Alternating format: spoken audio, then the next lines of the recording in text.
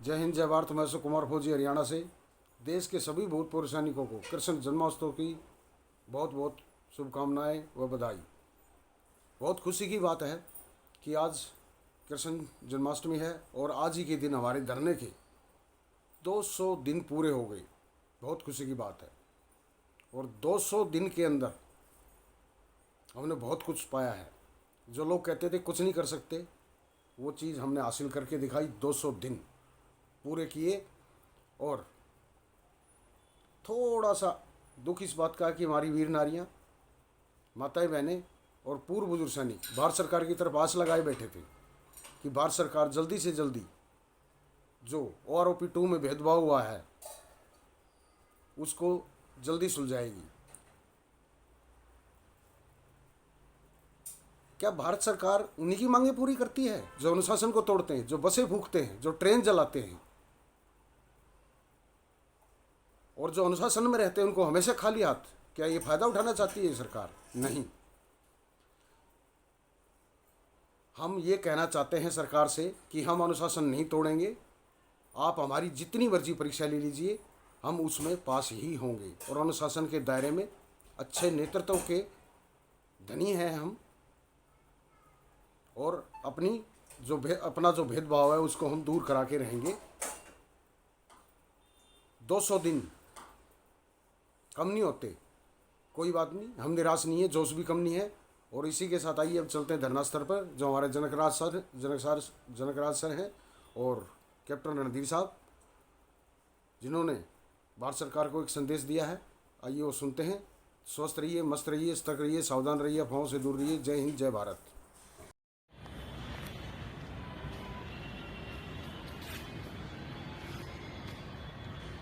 मैं हवलदार जनकराज धरना स्थल से सभी को मेरी तरफ से राम राम, सत श्री अकाल। आज धरने का 200 दिन हो गया है और यहाँ पर कुछ आदमी बैठे हुए हैं हमारे जो बाहर से आए हैं। एक काउंट्री कैप्टन साहब आए हैं और ये बैनर लगे हुए हैं, आप देख सकते हैं। तो आइए इनसे बातचीत करते हैं और आपको इनकी बातचीत का पूरा वीडियो जो है वो सुनाते हैं। आरोपी पर फोकस करो। साहब जी राम राम। सर आप बताइए कहाँ से हैं, अपना नाम और रैंक बताइए। बताना जरूरी है। हाँ नहीं सही है। हाँ राम राम सर। भाई मैं जो है कैप्टन से रिटायर हूँ। मेरा नाम रणधीर सिंह है। थोड़ा सा ऊंचा बोलिए। मैं कैप्टन से रिटायर हूँ। मेरा नाम रणधीर सिंह है। मैं डिस्ट्रिक्ट रोहतक गांव बौड़ंद का रहने वाला हूँ, जो हरियाणा स्टेट में पड़ता है। जो सैनिक भाई बैठे हुए हैं 200 दिन से, उनकी गवर्नमेंट सुन नहीं रही, ठीक है। जबकि हमें पता है कि सुनने वाली गवर्नमेंट यही है। 43 साल कांग्रेस के राज में भी फौजी भाइयों ने संघर्ष कराया, लेकिन कुछ नहीं दिया उन्होंने।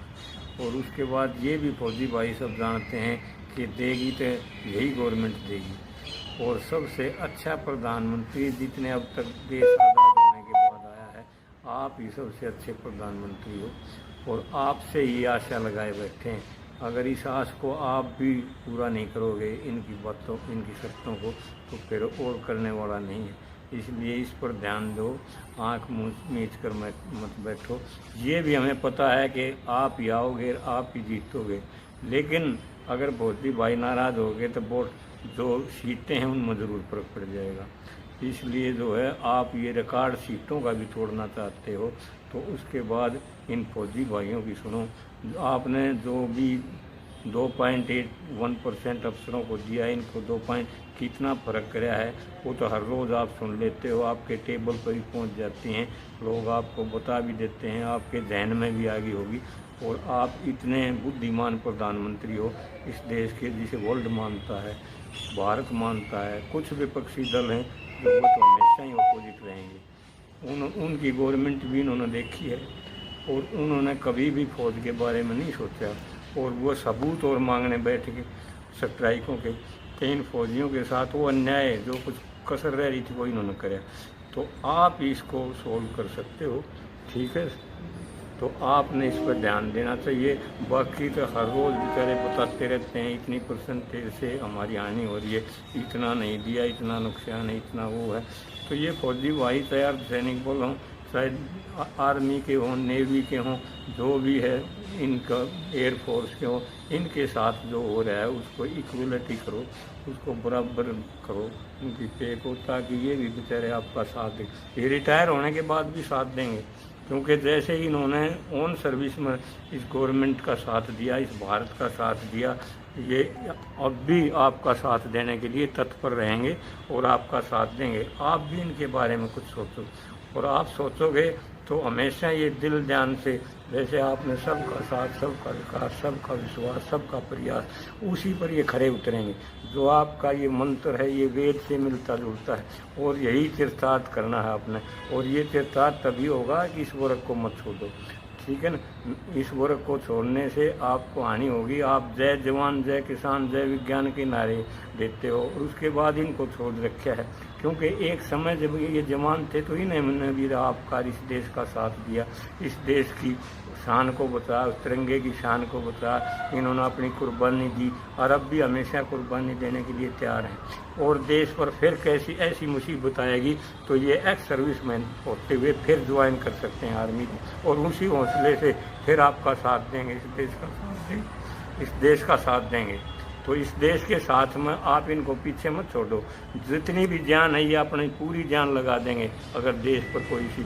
इतने डिसिप्लिन से इतने दिन हो गए बैठे, ये डिसिप्लिन के वो हैं, अनुशासन को मानते हैं, और उसी अनुशासन से ये बैठे हुए हैं। और जो अनुशासन से बैठता है गवर्नमेंट उसकी क्या कभी नहीं सुनती, और जो अनुशासन से नहीं बैठता उसके ऊपर गवर्नमेंट झुक जाती है। ऐसा क्यों है? जबकि आपने उनको वो देना चाहिए प्रायोरिटी कि जो आपके अनुशासन और देश के अनुशासन को बनाए रखें और अपनी मांग को रखे हुए, उनके तरफ ध्यान देना चाहिए। और ये ध्यान हम आशा करते हैं कि आपकी गवर्नमेंट और आप इस ध्यान को ज़रूर देंगे, और इसकी सफलता को ज़रूर, इनकी जो मांग है उनको पूरी करोगे, और ये भी सफल होंगे, और देश भी सफल होगा, और आप भी सफल होंगे। सारे सफल तभी होते हैं जब एक साथ मिलकर, एक साथ हो, एक साथ विकास हो, एक साथ विश्वास हो, एक साथ प्रयास हो। विश्वास इनको तब होगा ना, और उस नारे का तीर्थार्थ तब होगा जब आप इन चारों शब्दों पर खरे उतरोगे जो आपने नारे दिए। और जब तक ये लटकते रहेंगे तो ये चारों शब्द अप्लाई